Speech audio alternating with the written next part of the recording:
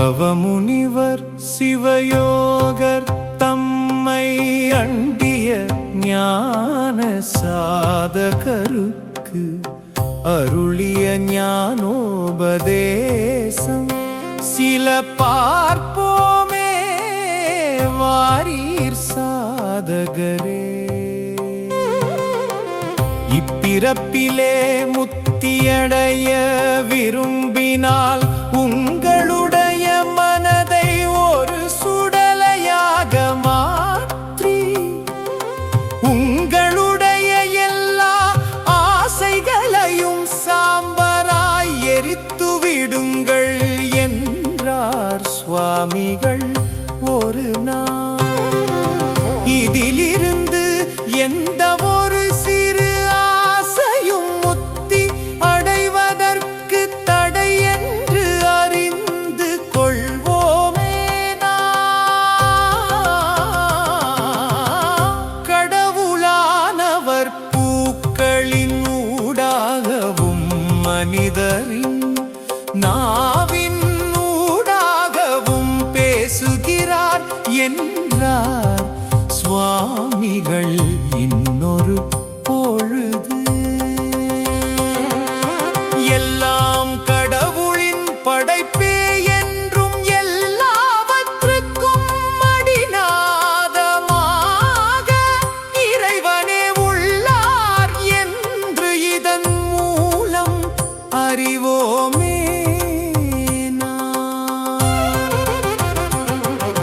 மற்றவர்களில் பிழையை கண்டுபிடித்து கொண்டு போனால் நீங்கள் உங்களுடைய எல்லா நண்பர்களையும் இழப்பீர்கள். படமானது அலங்கோலமாக இருக்கலாம், ஆயினும் ஏன் படத்தில் துப்புகிறீர்கள் என்றார் சுவாமிகள் இன்னொரு சமயம். அதாவது நீங்கள் விலகி இருக்கலாம், ஆனால் ஆட்களை வெறுக்கக் கூடாது என்று சொன்னார் என்று அறிவோமே நாம். என்று இன்னவாறு சிவயோக சுவாமிகள் மார்க்கண்டு முதலாய ஞான சாதகருக்கு அருளினார் என்று அறிவோமே. பாரீர் நீங்கள் என்று அறிவோமே. பாரீர் நீங்கள்.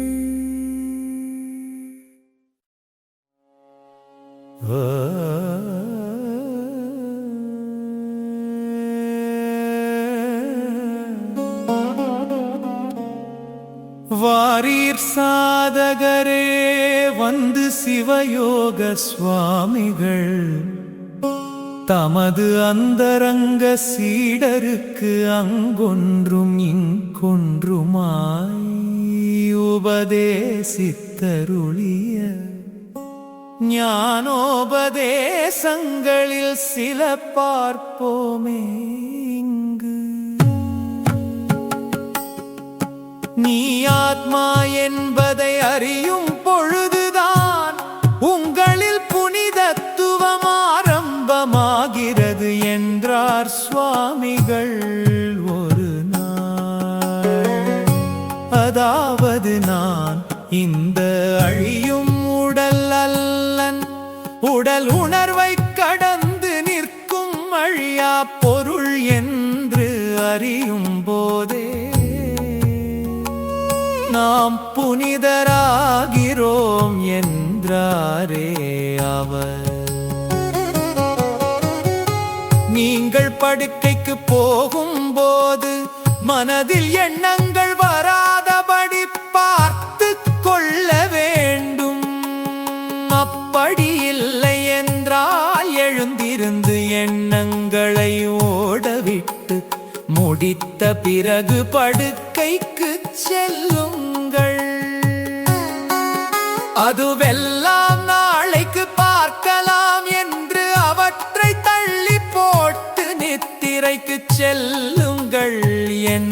என்றார் சுவாமிகள் ஒரு நாள்.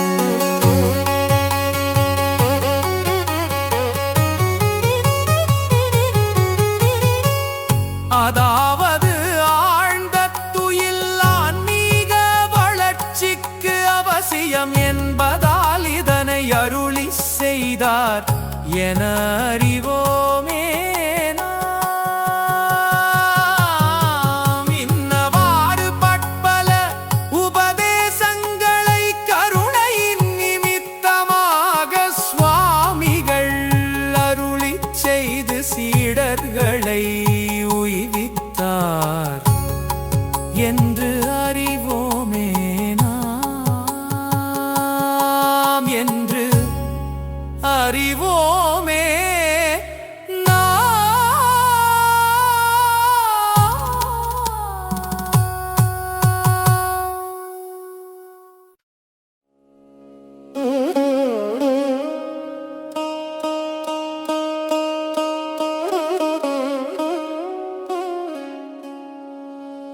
பரிசுத்த உள்ளத்தினராய் சரணம் சரணம் என்று இறைவனில் மனம் பதித்த பக்தர்கள்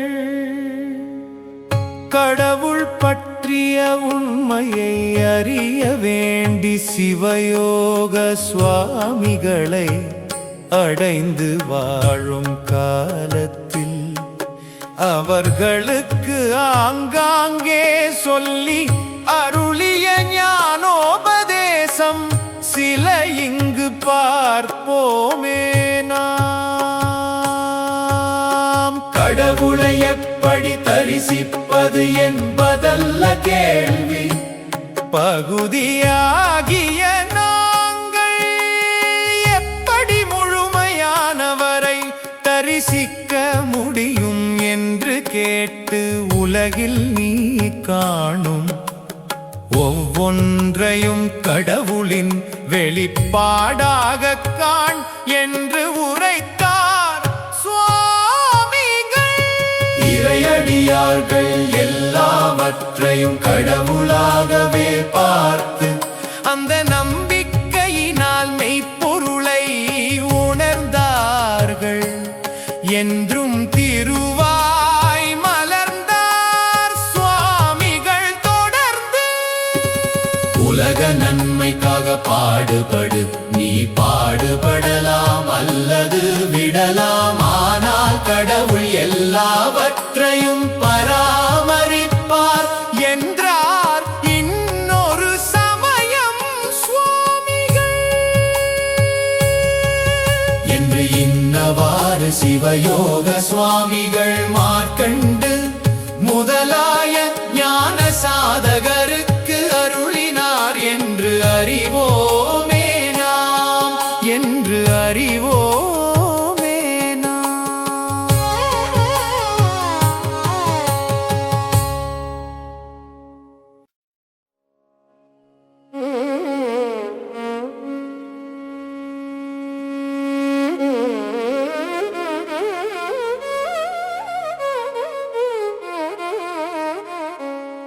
தவமுனிவர் சிவயோகர் தம்மை அண்டிய ஞான சாதகருக்கு அருளிய ஞானோபதேசம்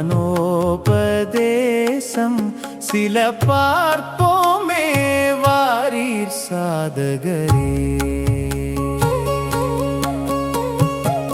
ஒழுக்க நெறியில் வாழுங்கள், மற்றைய விடயங்கள் எல்லாம் தானாகவே நடைபெறும் என்றார் ஒரு நாள் சுவாமிகள்.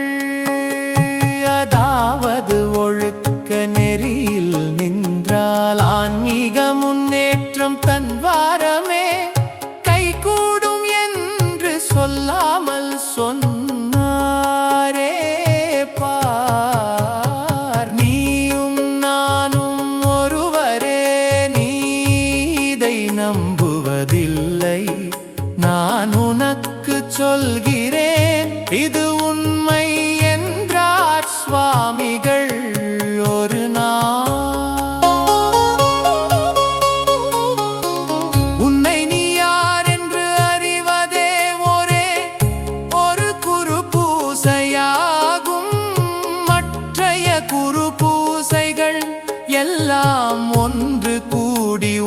கழிப்பதேயாகும் என்றார் சுவாமிகள். இன்னொரு வேளை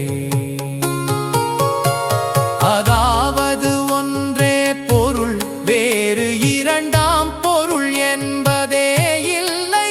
உனது உண்மை தன்மையை நான் யார் என்று விசாரிப்பதே பலனளிக்கும் விடயம் என்று எடுத்துரைத்தார் சுவாமிகள் என்று அறிவோமே நாம். இன்னவாறு அரிய பெரிய உபதேசங்களை அருளி அடியாரை ஆட்கொண்டாரே எங்கள் சிவயோக சுவாமிகள்.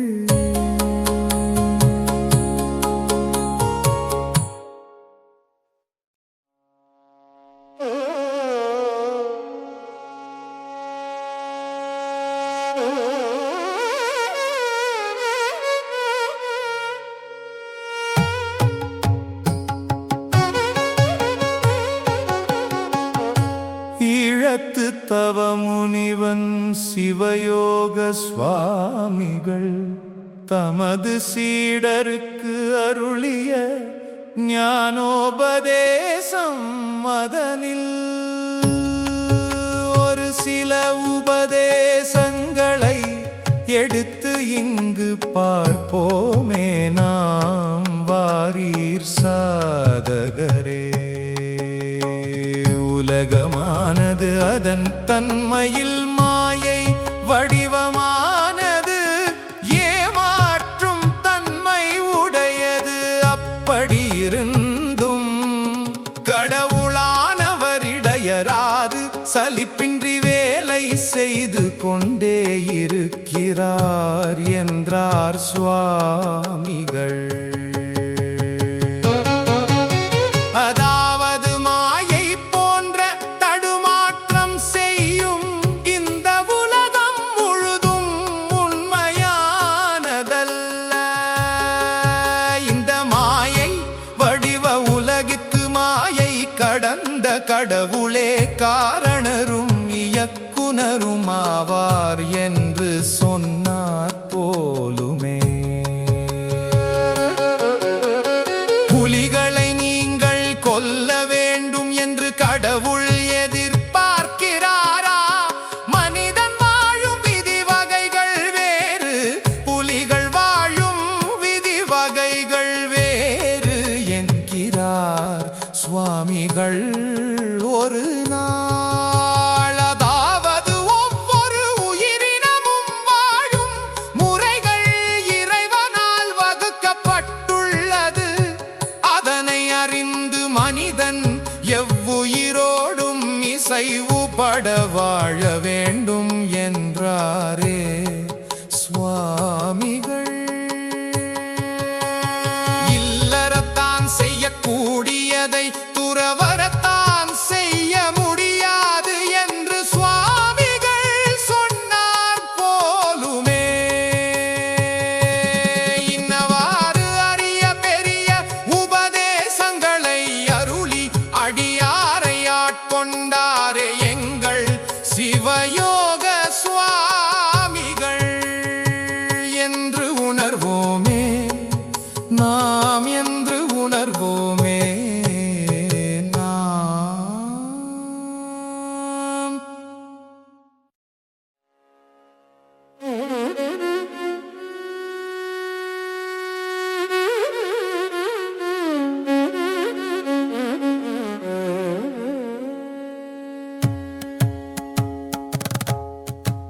குருவின் அவசியத்தை உணர்ந்த ஞான சாதகர்கள் சிவயோக சுவாமிகளை அடைந்து ஞானோபதேசம் கேட்டு உள்ளம் பூரிப்படைந்து துறவிகளாய் பரிணமித்தார்களே.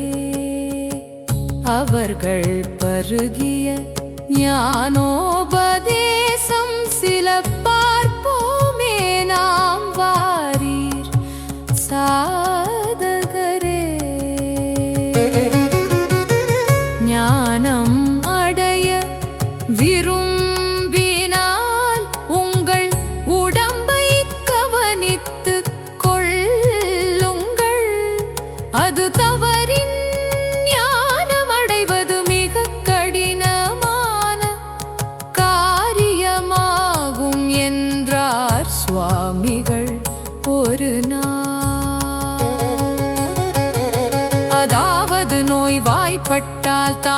குணம் மேலிடும்